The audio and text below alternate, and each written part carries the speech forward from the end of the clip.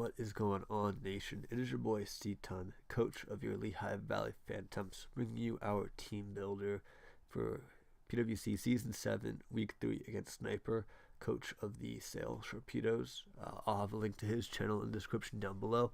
I apologize for sounding sick. I am sick, so I'm recording this after the battle. I was hoping I would feel better and my voice would be better, but unfortunately that's not the case. But with that being said, we had prep battles with Destin again, so I can go over pretty accurately what I thought was coming in this matchup. So without further ado, we will go over to his team, what I think his team will be, and his team will be coming up on the right of the screen. He's got the Volcanion, the Togekiss, Nidoqueen, Hitmontop, Sneasel, Licky Licky, Celebi, Dragonite, Electivire, and Lycanroc. These are the first six are the six that I'm expecting 100%. Last two are honorable mentions, and then we can go into some of the other stuff as well. So going through it, this is the type of spread that I'm expecting him to bring: a Intimidate Leftovers or Intimidate Assault Vest set. And I feel like that's strongest against my team because of how many physical attackers I have. But with that being said, in testing, I'm going to sneeze. I'm not going to sneeze. Destin brought a really cool Technotop set and basically turned everything on its head and ran super offensive with just a lot of HP investment, and that did a ton of work. So that has me a little bit nervous. I think we finally found a way to play around the Technotop if that is the set. But I think the defensive set is stronger in my opinion. So this is definitely coming in some fashion, either Technician or Intimidate.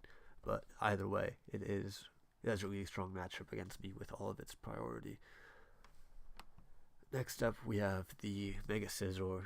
I'm expecting him to run about 40 speed to potentially outspeed my Mamoswine in case he ends up clicking U-turn while I'm in. But actually, now that I'm thinking about it, maybe he wouldn't have to because he'd probably expect me to switch since Bullet Punch pressure. So he might not run that speed. He probably won't actually. He could probably afford to run it all in defense. And then these 8 obviously wouldn't need to be there. Excuse me. But this coverage is really strong against me. Also, with this set, Aerial Ace or Close Combat could probably be swapped for Rapid Spin potentially, but I doubt he brings hazard removal because I'm notorious for not bringing hazards to battles, so I don't think he would bring hazard removal against me per se. So anyway, same lines as the defensive Hitmontop. My team is super physically offensive, but with that being said, a lot of my team can still break through a Mega Scizor. SD Bullet Punch on its own is really threatening to my team because my steel resists don't handle Scizor well, so like that's not really ideal for me. But U-turn is there for momentum.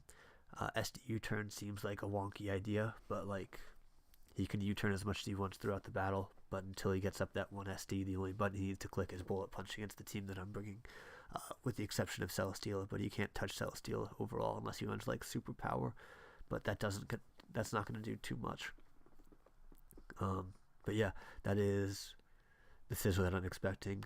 He could very easily adjust this and go for like a mixed attacking and have like just some bulk, but I think he's going to prefer to have a lot of bulk in our matchup because I was talking to Destin about it. He said the bulk is like the damage he takes is very easily roosted off when he does have this much investment in defense.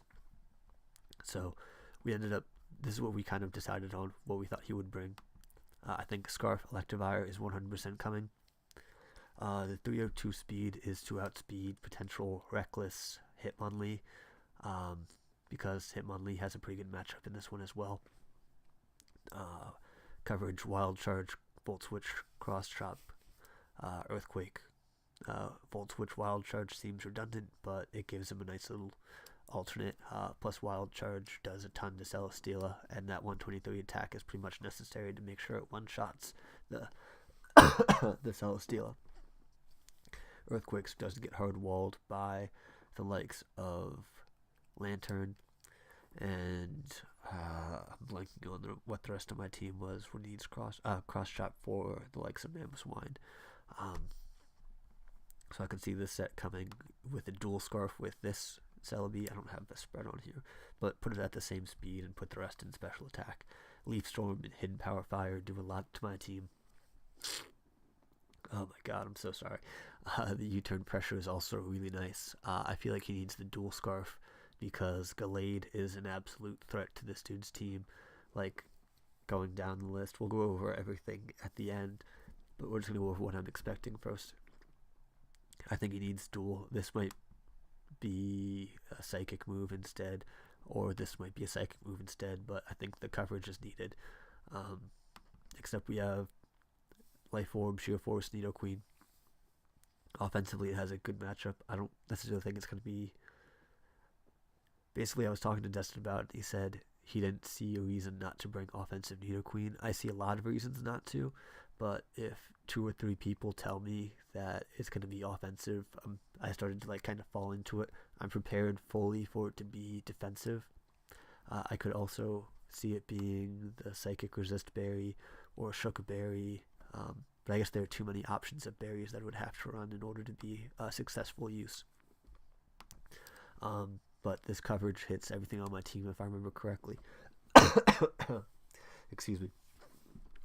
As you can see by the nickname, I don't know what speed he's going to run. I didn't put too much thought into it. I was just told it's going to be primarily offensive, but I think I can break through this very easily and revenge it very easily if it is an offensive variant.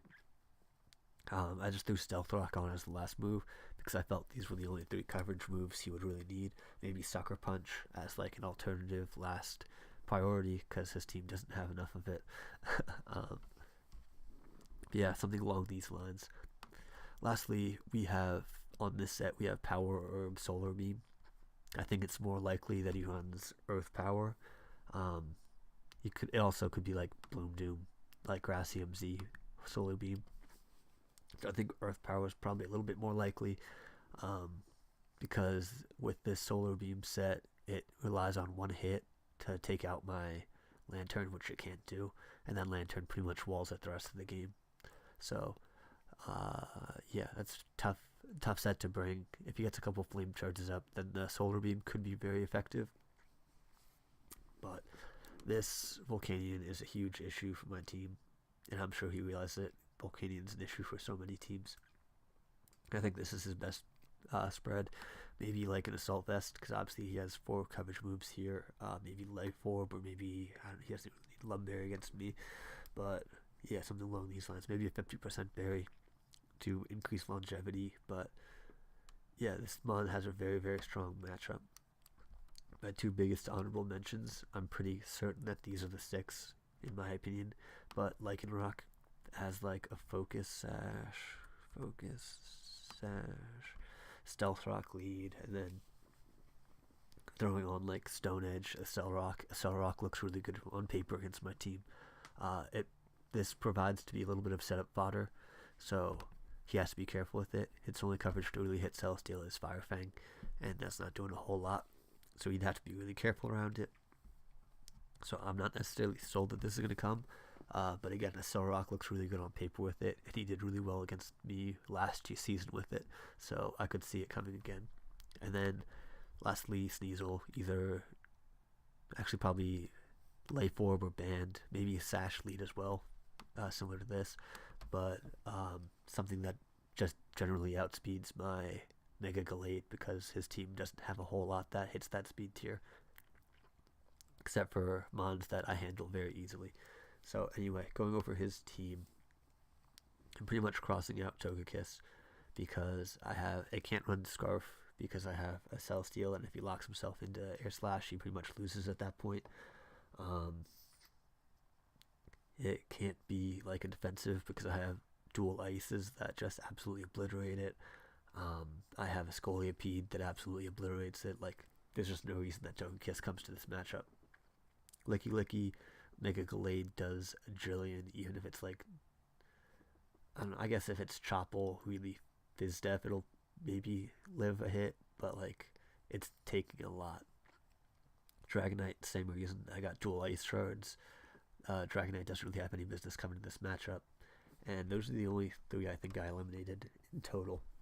But I think these are his best sets. And I think that's what I'm going to end up seeing from him. So without further ado, we can go over to my squad. As you can see by the team nickname, this is Sniper V5. This is my 5th attempt at building a team for him, and it has been an absolute nightmare. So we'll go over what we've got, why we've got it, all that jazz. So ultimately I decided that I thought Sharpedos was the most likely bring for his Volcanion, and this is my wall to it. I was initially water absorb, but then I found out how much of an issue that Electivire can be if it locks itself into an electric move. That's why I also added Flygon at the back. Am I on the right section? Yeah, I am on the right section. Sorry. Her coverage is Volt Switch, Scald, T-Wave, and Heal Bell. T-Wave is for if he gets up a couple of flame charges and I'm starting to look like I'm in deep crap. I can get off the T-Wave before I Volt Switch. Sharpedos, with this special defensive investment, the 2 Earth powers combined from a modest Volcanion does about 65% max, I believe it was. Something along those lines.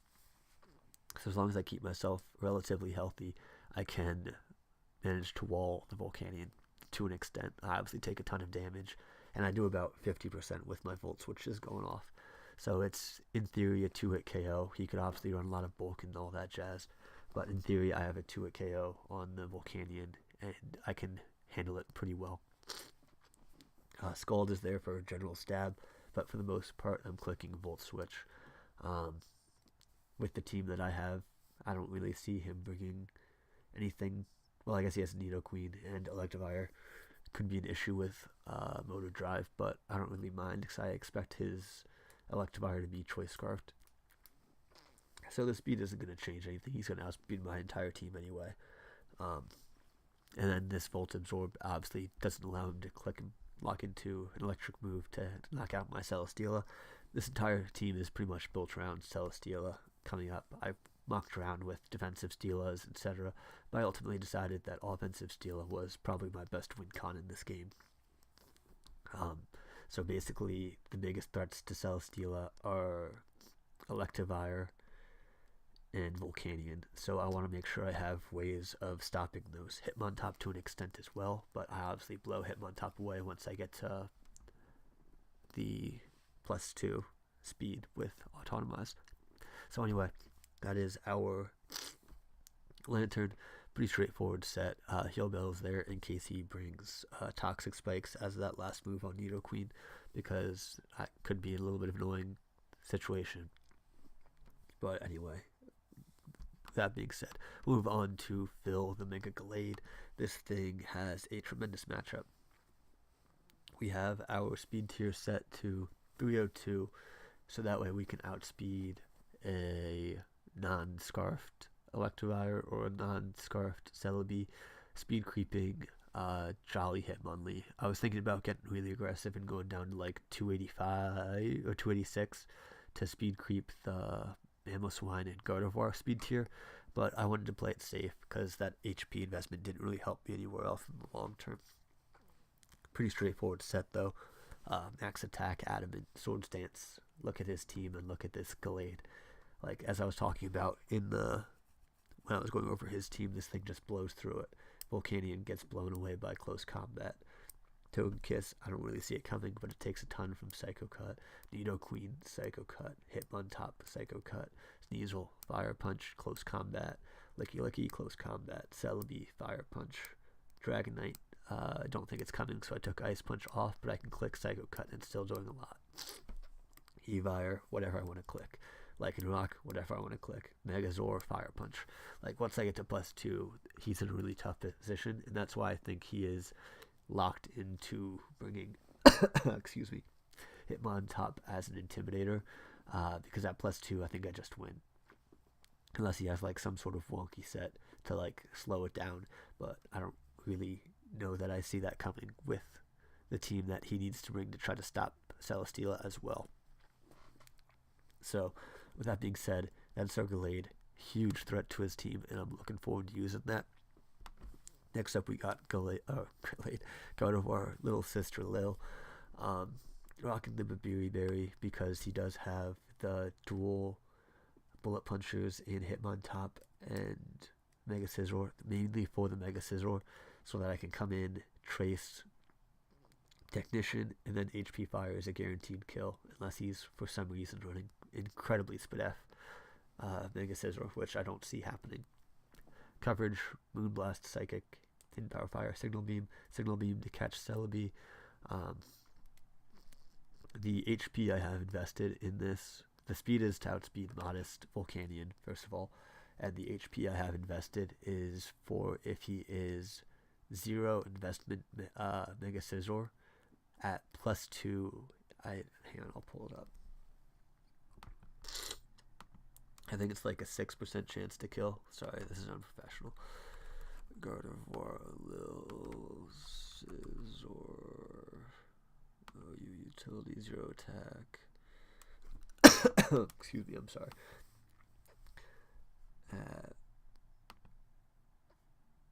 That's defense. At +2, it's 6% chance to kill. That's the wrong team. So he has a 6% chance to kill me at +2 if he's no investment, which I suspect he very well could be. And those are rules that I'm willing to live on. I also don't necessarily know that he's going to get to +2 freely against my team, because so much of my team does pressure him. But I have that as a safety fodder. Psychic to hit Nidoqueen, Hitmontop, Moonblast to hit pretty much everything else. And yeah, again, Signal Beam is just there for the Celebi. It was super annoying prepping for that Celebi, because on his team page, it's not in the gift section. Like, hang on, I'll pull. Like, I still have this picture up, but like down here, there's no Celebi. And that's been like really throwing me off. It's on his team page here, but like that's been throwing me off trying to prep for it.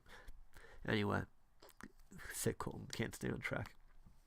We got our win con here. We got Titania, the Celesteela, autotomized air slash flamethrower flash cannon.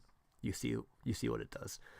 Speed tier is to outspeed even, I believe it's for max speed timid Scarf Electivire, the 317 speed tier.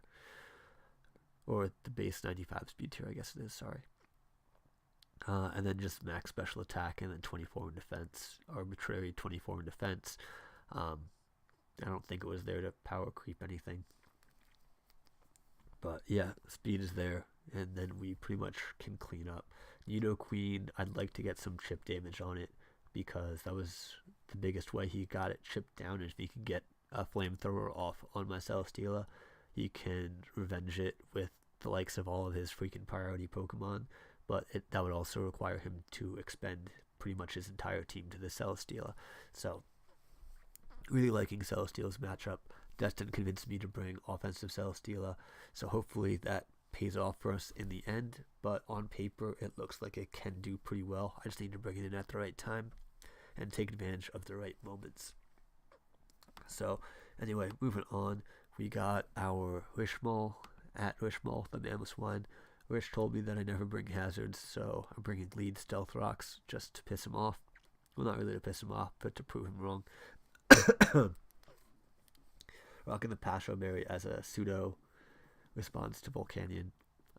This HP plus the 24 Spadef allows me to live a Flame Charge into a Steam Eruption from Volcanion, unless he has like a lot of attack investment as well as max special attack, with a boosting special attack nature. So this Mamo is a decent answer to Volcanion. Obviously I can revenge it with an Earthquake because I'm a freaking Mamoswine. But it's primarily here to get up rocks. Ice Shard Pressure is nice in case he does end up bringing that Dragonite. Again, I don't really see any worlds in which it comes. But I was contemplating running a couple other techs, but like I thought this ultimately was the best because, as I mentioned earlier, our goal is to get rid of or chip down Volcanion, and then get rid of Electivire, so that way Celesteela can win easier. So yeah, that's our Mammoth one. Hopefully he leads off with the Volcanion, and I can just get him with our tech, and that'll be that. But I doubt it'll be that easy because nothing in life ever is. Next up, we got Flagon making his debut. I'm rocking dual Z crystals for a couple reasons. First off, both of these could be win cons. I see Celesteela having a better shot at it than Flagon, but once if I get an opportunity to get up a Dragon Dance or two, even depending, this could get a nice little sweep as well. Rocking Earthquake, Z Fire Punch, Dragon Dance with Fire Z. This is dual Z Crystal primarily because one, I couldn't think of a better item to run on it, and then two, it also gives me a secondary knockoff switch in. Excuse me, for the likes of Sneasel, so that way I'm not losing an item. Obviously, he has Ice Shard, but I'll find out if he's like choice locked pretty early on, I imagine. And this could be like a nice little pseudo check. I probably should have run a defensive Flagon, like right before Sniper sent the challenge. Not a couple people, but someone on my team building squad suggested that I bring a defensive Flagon, and that could have worked out very well. But I was like, when we were thinking about it, I was afraid that it would become like setup fodder for the likes of Scizor, because without offensive investment, if he is defensive Scizor, Fire Punch isn't going to 2-hit KO, and that's kind of obnoxious because it's 4 times weak, but that's how bulky Scizor is. So I think this is our best set. 319 speed again for that Electivire. That thing's going to be annoying, so I want to make sure I have ways of handling it. Coverage, Earthquake, Outrage, Fire Punch, pretty straightforward. Can't click Outrage if Togekiss is there, obviously, but again, as we mentioned, I don't think Togekiss has any business coming. But Earthquake spam pretty much runs through. Fire Punch is also really good for the Celebi. So yeah, that's pretty much it. This is a 22-minute team builder. If I lost track of what I was talking about at any point, I'm very sorry. If it's very low, I'm very sorry. Oh man, what a freaking day. Anyway, battle will be up tomorrow. Until then, peace.